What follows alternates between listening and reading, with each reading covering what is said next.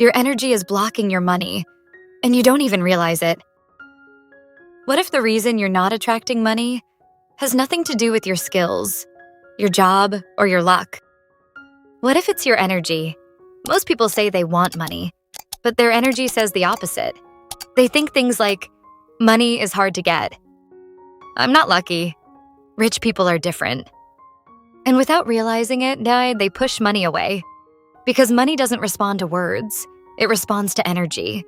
If your mind is full of doubt, fear, and negativity, you create resistance. And where there is resistance, money cannot flow.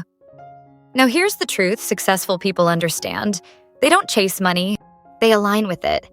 They believe money is everywhere. They see opportunities where others see problems. They don't say, I can't afford it. They ask, how can I create this? That one shift changes everything. Because your brain starts working for solutions instead of excuses. Another thing blocking your money is your emotional state. Stress, desperation, and anxiety lower your energy, and low energy repels abundance. But confidence, clarity, and certainty attract it. So if you want to change your financial reality, you must first change your internal state. Start thinking differently. Start feeling differently. Act like the person who already has it.